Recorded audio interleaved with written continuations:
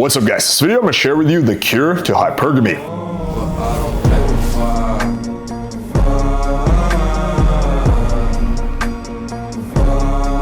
Alright, so let's first really quickly explain what hypergamy is for anyone who's not familiar. This is something that I'm sure you have heard Rollo Tomassi talk about. It's basically the tendency to trade up. So for women, that might look like, going with a guy who's richer, or a guy who's better looking, or a guy who has more status, right? What I disagree with Rollo on is the fact that hypergamy is exclusive to females. No, I think it's something that both genders engage in. Men just are hypergamous usually in slightly different ways. Instead of going for, let's just say a richer woman, we might go for a woman who has bigger tits, right? Or a woman who's younger, right? So we value different things, but we both have a tendency to want the bigger, better thing. That's just human nature, right? And this is something a lot of guys in the red pill community are worried about. They're like, oh shit, hypergamy, I always have to be the best option. The problem is that's literally impossible. You will never be the best option. Now, don't get me wrong, you should always work on trying to be the best option. You should always self-improve and try to level up as much as possible, but you will never be the best option. There will always be a guy who's richer than you, a guy who has a bigger dick than you, a guy who has more status than you. It's simply impossible to keep your girl just like in this world where she doesn't meet guys who are high value than you.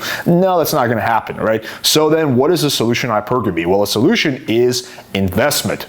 Investment is what's going to keep your partner from trading up, right?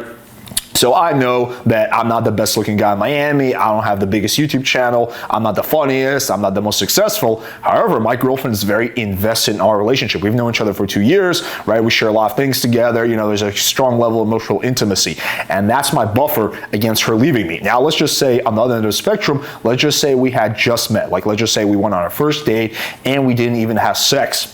And let's just say then a guy who's better looking than me came along, a guy who's funnier, right? Then there would be a very high likelihood that she would, kind of stop seeing me and start hanging out with that guy, right? And I wouldn't even blame her for that.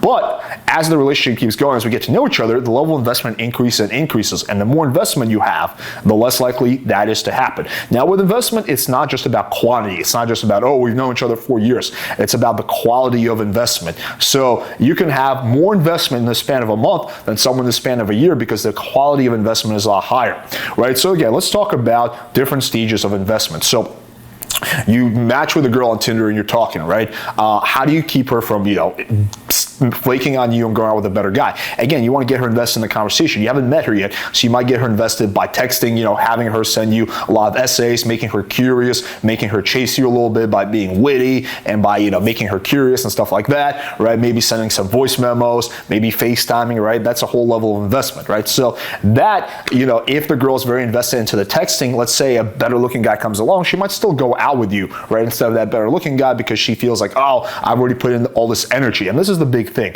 Human beings, we want to get a return on our investment. So if we invest a lot of energy into something, we're going to want to see that through, right? Because we don't want our time to be wasted. So then you meet up with a girl. Well, at that point, the ultimate form of investment is sex. Right? For women, that's the ultimate form of investment. So once you have sex with a girl, right, let's say a different guy comes along again who's better looking than you, she's still more likely to hang out with you because she's already had sex with you, and that's a whole additional level of investment that she has. But there's also levels above that. There's emotional intimacy, right?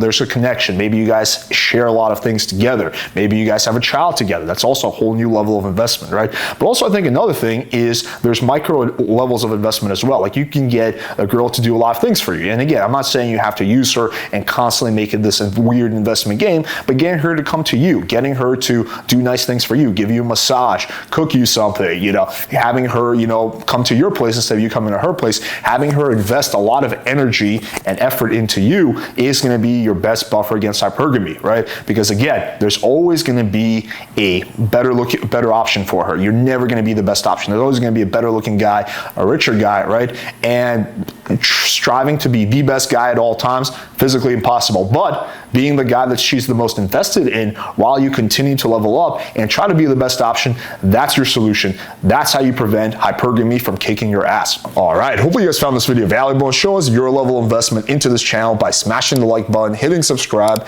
and clicking the bell for notification. Let us know in the comments what you think about hypergamy investment. Thank you guys for watching, and until next time.